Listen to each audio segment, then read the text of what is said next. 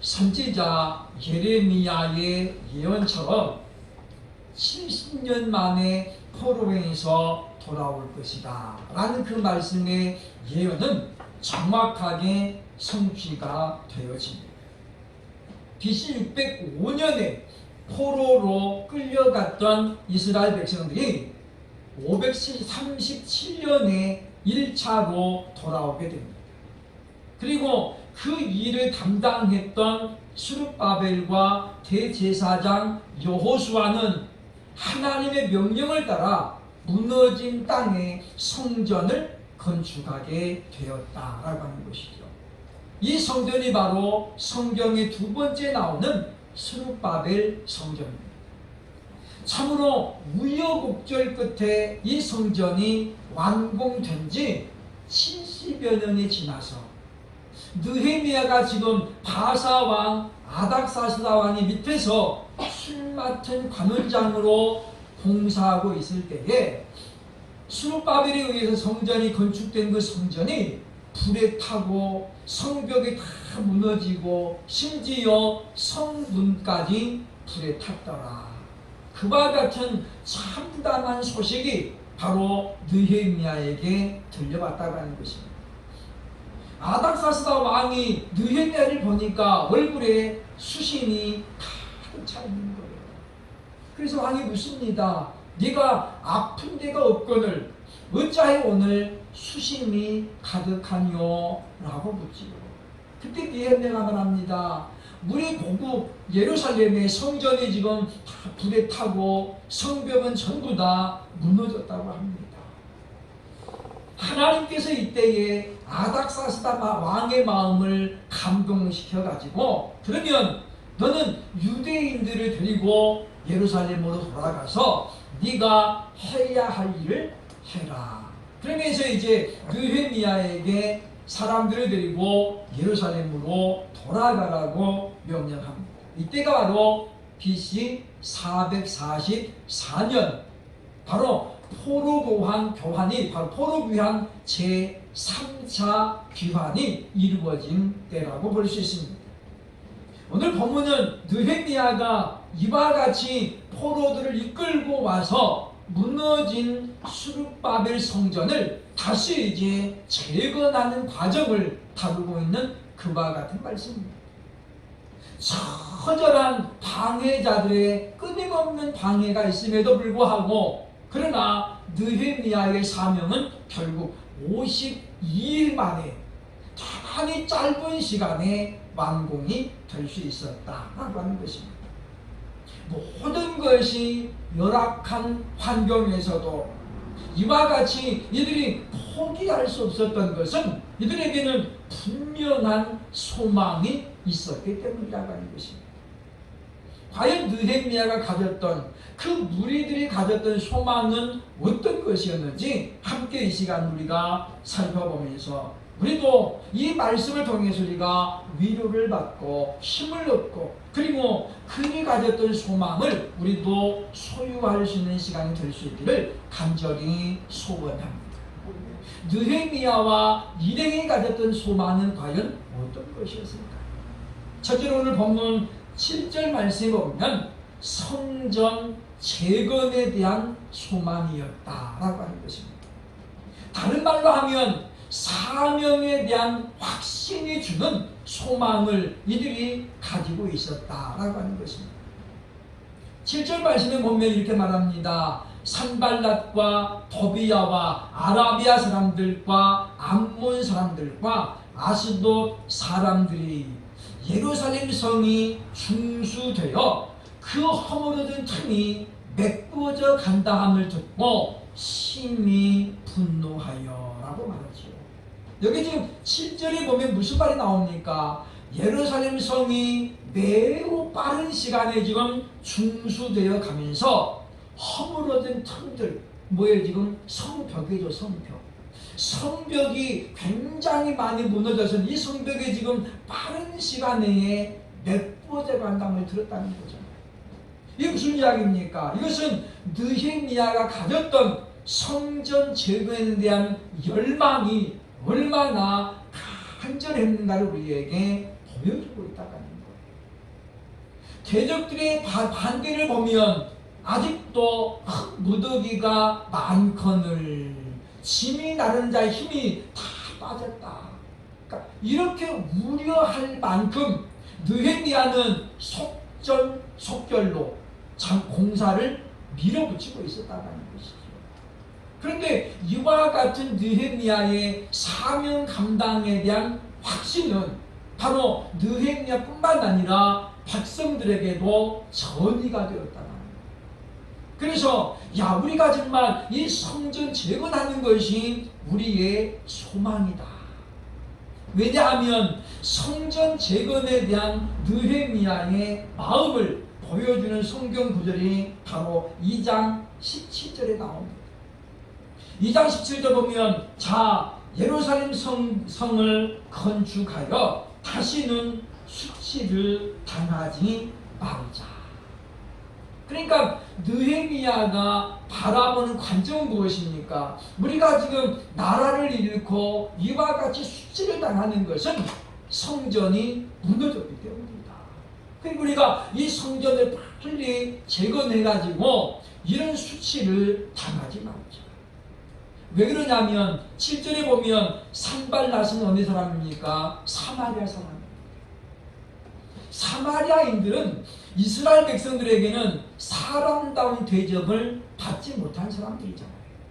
왜냐하면 아수르가 북이스라엘을 멸망을 시킨 다음에 이 사마리아 사람들을 다 아수르로 끌고 갑니다. 그리고 아수르 사람들과 혼인을 시켰거든요.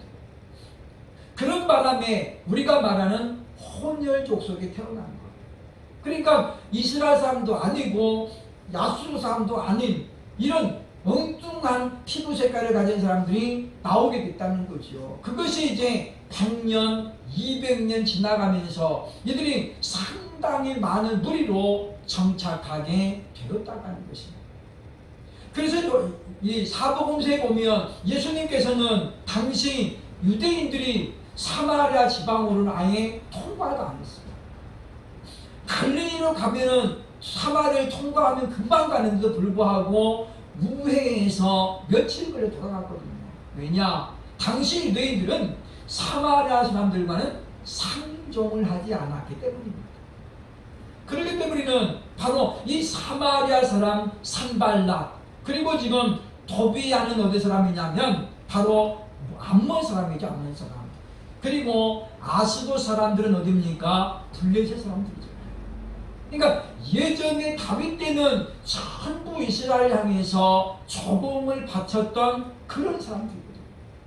근데 그들의 지금 현재 이 느부갓네살 보면은 이 느헤미야와 이스라엘 백성들을 방해하면서 지금 그들을 향해서 심히 분노하였다라고 말씀합니다. 그러니까 우리가 보면 오늘 요즘 신문에 보니까 중국인들이 우리가 그러면 월세 내고 살아야 되냐 이런 지금 분노 섞인 기사들이 많이 나오고 있잖아요. 외국인이 집을 사면 많은 혜택을 줍니다. 우리나라는. 그래서 지금 중국인들이 굉장히 많은 주택들을 지금 소유하고 있다고 하는 것이죠. 보면 우리가 지금 이스라엘 사람들이 지금 오히려 사마리아, 암몬, 블레셋 사람들에게 이와 같은 수치를 당하는 것이 왜냐? 성전이 무너졌다고 하는 거죠. 그래서 지금 느헤미야는 그와 같은 사명감을 가지고 백성들에게 설득을 시킵니다. 그러므로 우리가 조속한 시일 내에 성전을 재건해가지고 더 이상 우리가 이런 수치를 당하지 말자. 이와 같은 사명 감당에 대한 뜨거운 열정이 바로 느헤미야에게는 강한 소망으로 나타나고 있는 것을 기억을 해야 되겠다고 하는 것입니다. 그러므로 사랑하는 여러분이요, 어렵고 어려운 때일수록 성도인 우리는 우리의 사명을 다시 한번 확인해야 됩니다. 교회는 누가 지킵니까? 성도들이 지키는 것입니다. 우리가 지키지 아니하면 교회를 누가 지켜주겠습니까? 그런 것처럼 느헤미야의 소망은 어떻습니까? 하나님이 나를 이곳에 지금 보낸 것은 성전의 재건에 대한 사명을 완수하라는 것이었다. 그러므로 우리도 이와 같이 성전 재건에 대한, 다시 말하면 우리에게 주신 사명 감당을 위한 확신을 가지면서 우리가 소망을 가지고 전진할 수 있기를 주의 이름으로 축원합니다. 둘째로 이들이 가졌던 이 소망은 과연 어떤 것이었습니까? 8절로 12절 보면 대적들의 방해가 오히려 소망이 되었다라고 알려주고 있습니다. 전화위복이라는 말이 있습니다. 지금 오늘 본문에 느헤미야는 대적들의 이와 같은 끈질긴 방해가 오히려 전화위복이 되었다라고 하는 것이죠. 4장 1절에 보면 산발랏이 우리가 성을 건축한 다음을 듣고 크게 분노하였다라고 말씀하죠. 그러니까 이들은 처음에는 하다가 말겠지, 저 적은 수 가지고 뭘 하겠느냐라고 방관했어요. 그러면서 야, 너네가 쌓은 성벽은 여우가 올라가도 무너질 거야, 그러면서 그냥 조롱하고 비웃었거든요. 그런데 하루 이틀 지나고 일주일 지나면서 눈에 띈 속도로 성벽이 다 세워져 나가는 거예요. 왜냐하면 한쪽에서부터 공사를 해나가는 것이 아니라 중간중간에 사람들이 내 집 앞은 내가 하겠습니다, 그래가지고 모든 사람 나타나가지고 하다 보니까 공사기간이 짧아지는 거죠. 그때 이제 원수들은 가만히 두면 안 되겠다, 그래서 전술을 세우게 됐는데, 먼저 1단계 전술이 무엇입니까? 8절에 나오지요. 예루살렘으로 가서 치고 그것을 요란하게 하자. 그것을 우리가 가가지고 소란스럽게 해가지고 그들이 공사하는 일에 집중하지 못하게 우리가 방해를 하자, 그런 이야기입니다. 원수 마귀는 지금도 우리가 좀 마음 먹고 기도해 보려고 그래요. 우리의 마음속에 시끄러운 생각들을 집어넣어가지고 집중을 못하게 만듭니다.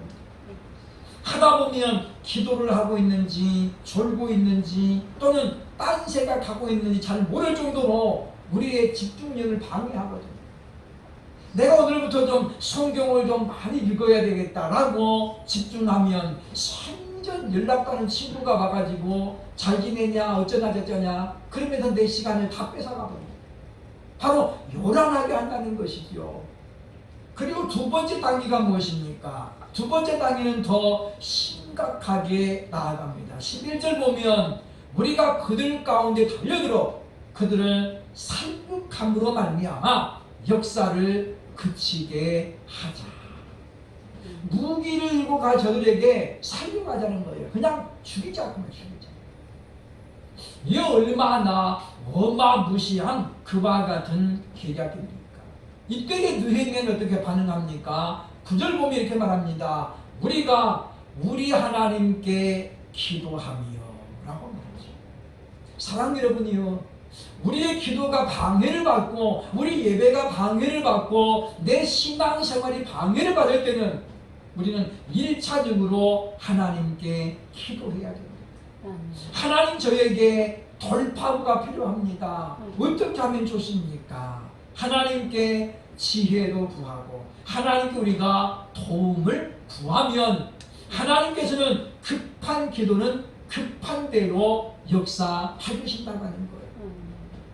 왜 이와 같이 성전 대건을 이 무리들이 끊임없이 방해하겠습니까? 그것은 이 일이 거룩한 하나님의 일이고 영적인 일이기 때문입니다. 코로나19로 인해서 교회가 많은 압박을 당했습니다. 어떤 분이 인터넷에 그런 글을 올렸더라고요. 왜 맨날 교회만 1번이냐. 그러면서 하는 말이 대한민국 정부가 진짜 종교는 기독교만 유일하다고 지금 인정하는 것이 아니냐, 이렇게 글을 올렸어요. 그분이 참 대단히 지혜로운 사람입니다. 아니 왜 다른 종교도 많은데 교회만 갖고 그래? 그 말은 무슨 말이에요? 그들이 보기에 진짜 종교는 교회밖에 없다는 거죠. 나머지는 그냥 다 알아서 하고 다 알아서 그냥 숙이니까 그렇게 내버려두고 D.L. 무디가 그런 말을 남겼습니다. 마귀는 죽어있는 시체는 거들떠 보지 않는다. 마귀는 누구만 공격하는 거예요? 살아있는 믿음을 가진 사람들을 공격하는 거예요. 그래서 그들을 넘어뜨리고 유혹해가지고 시험에 빠지게 만드는 것이 바로 마귀의 계략이거든요. 그러므로 우리는 오늘 본문을 보면서 느헤미야가 그와 같이 거세게 지금 다가오는 이 대적들을 보면서 주춤하지 않습니다. 야, 우리가 소나기는 좀 피해가야 지혜가 아니냐, 우리가 좀 피해가자, 그럴 수 있잖아요. 왜냐하면 내우외환이라고 그러죠. 지금 대적들이 이렇게 방해를 하니까 유대인들까지도 지금 여기에 합세를 해버렸습니다. 그리고 얘기합니다. 10절 보면 말하죠. 유다 사람들은 이르기를, 이 유다 사람들이 누구예요? 같은 동족이잖아요. 그들이 말합니다. 큰 무더기가 아직도 많거늘 짐을 나르는 자의 힘이 다 빠졌으니 우리가 성을 건축하지 못하리라 하고. 12절도 보세요. 그죠? 보면은 유다 사람들도 각 처에서 와서 10번이나 우리에게로 말하기를 너희가 우리에게로 와야 하리라. 그러니까 느헤미야를 자꾸만 일의 현장에서 지금 끄집어내는 거죠. 이게 어려운 거예요, 사실. 외부로부터 들어오는 적군을 막는 것보다도 내부에 있는 적을 막는 것이 훨씬 더 어렵습니다. 왜냐하면 내부에 있는 적은 쉽게 드러나지 않기 때문이라는 거죠. 우리도 마찬가지입니다. 외부에서 의해서 다치는 곳은 우리가 금방 발견하고 빨리 치료가 됩니다. 그러나 내부에서 발생되어지는 각종 질병들, 종기는 쉽게 발견이 안 되잖아요. 그래서 그것이 더 무섭다고 하는 것입니다.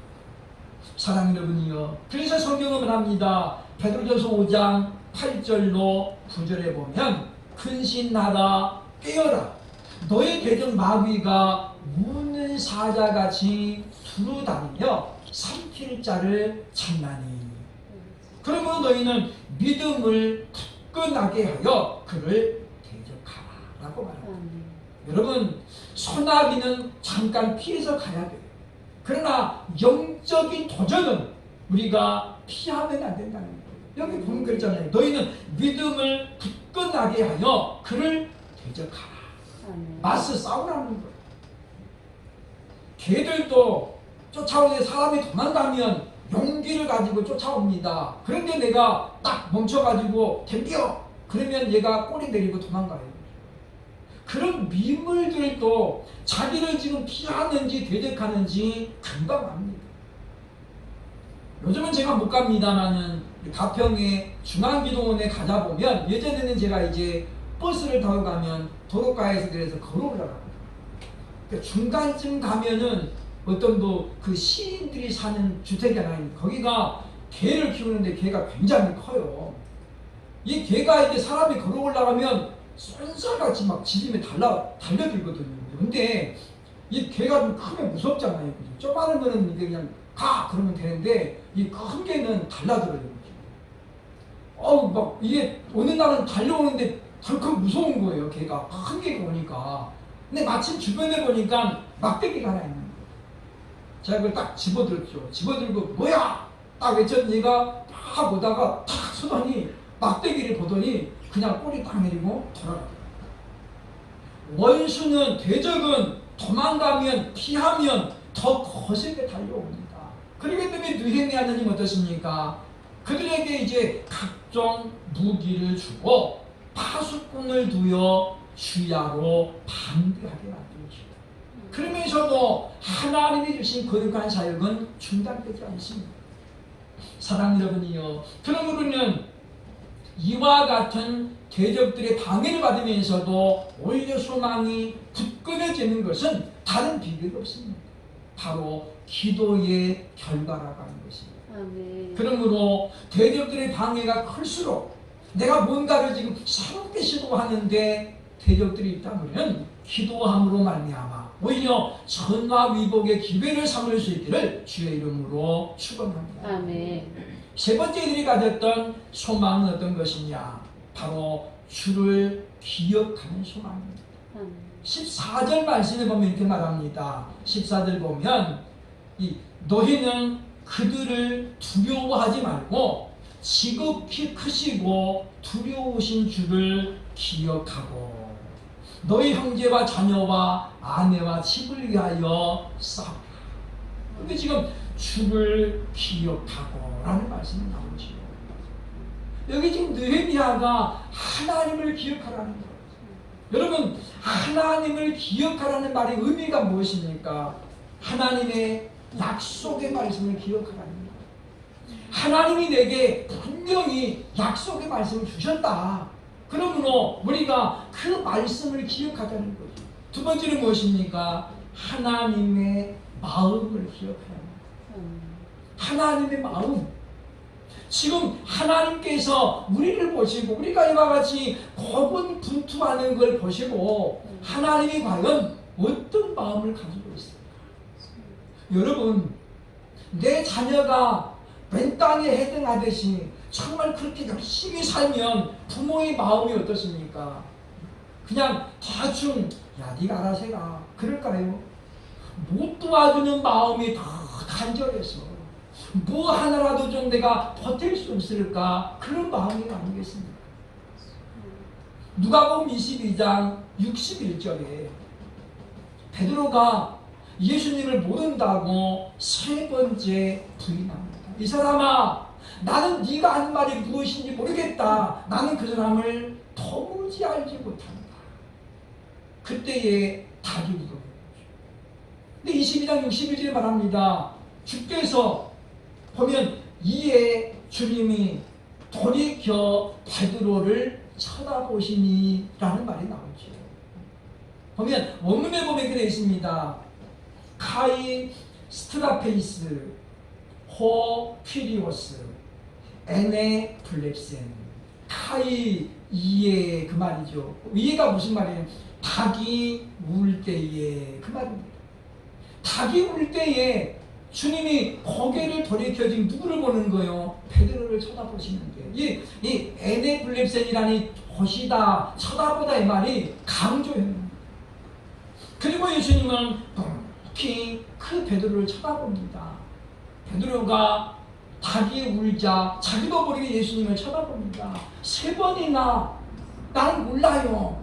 그랬더니 주님을 쳐다보는데 예수님이 자기를 쳐다봅니다.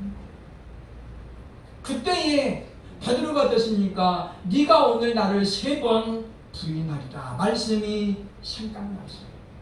밖으로 뛰어나가 대성통곡했다라고 누가복음 22장 61절에 말합니다. 주를 기억한다는 것은 무엇입니까? 주의 마음을 기억하는 것입니다.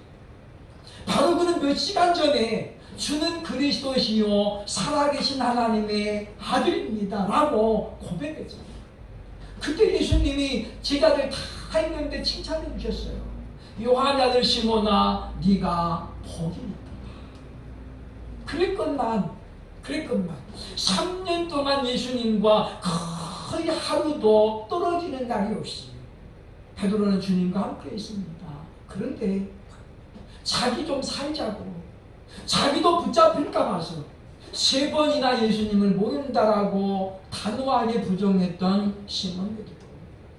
그가 예수님을 바라본 순간에 주의 말씀이 생각이 났습니다. 사랑하는 여러분이요, 주를 기억한다는 것은 무엇입니까? 하나님의 말씀을 기억하는 것입니다. 나를 향하신 아버지의 마음을 기억하는 것입니다. 세상에 자녀를 귀하게 여기지 않는 부모가 어디 있겠습니까? 지금 느헤미야를 보내놓고 아버지의 마음이 어떨까요? 그야말로 어린아이를 물가에 내놓은 그 아버지 심정이 아니겠습니까? 그래서 그가 기도할 때에 즉시로 응답을 해주시면서 주를 기억하게 만듭니다. 하나님께서 느헤미야에게 주신 약속의 말씀이 어디 나옵니까? 바로 4장 20절에 나옵니다. 20절 보면 너희는 어디서든지 나팔 소리를 듣거든 그리로 모여서 우리에게로 나오라. 우리 하나님이 우리를 위하여 싸우시리라 라고 하십니다. 사랑하는 여러분, 하나님의 마음은 자녀를 대적에게 가운데 대주고 네 인생 네 거니까 알아서 해, 그런 게 아닙니다. 내가 너와 함께 내가 너를 위해서 싸워줄 것이다. 그러므로 너는 믿기 바라는 거죠. 그러므로 너는 내 말을 기억하고 나를 기억하라. 그리하면 우리에게는 승리가 있을 줄로 믿습니다. 아멘. 나 하나는 약하지만은 그러나 주님이 함께 할 때에, 전능하신 주님이 같이 하실 때에 그분이 나를 위해서 싸워주심으로 말이야. 우리에게는 이제 영원한 승리가 보장되는 것입니다. 사랑하는 여러분이요, 참으로 우리의 믿음이 어느 때보다도 지금 여실히 증명을 필요할 때입니다. 내 믿음이 과연 산 믿음인가 아니면 무늬만 믿음인가 점검을 해야 될 때라고 하는 것입니다. 에베소서 6장 11절에 누구보다도 마지막 때를 염려했던 사도 바울을 통해서 주님이 말씀합니다. 마귀의 관계를 능히 대적하기 위하여 하나님의 전신갑주를 입으라. 우리가 할 일은 무엇입니까? 하나님의 전신갑주로 무장하는 것입니다. 그야말로 완전 무장하고 이제 우리가 담대하게 달려나가는 것입니다. 주를 기억하고 느헤미야를 통해서 단 52일 만에 성전 재건을 이루셨던 그 하나님, 여호수아를 통해서 요단강을 건너 여리고를 무너뜨리고 가나안 정복의 꿈을 이루게 하셨던 그 하나님, 우리가 그 주를 기억하고 주를 기억함으로 말미암아 소망을 가지고 전진하고 또 이기고 이기기를 소원하는, 그래서 하나님께 영광을 돌릴 수 있는 저와 여러분 되시기를 주의 이름으로 축원합니다. 아멘. 기도하겠습니다.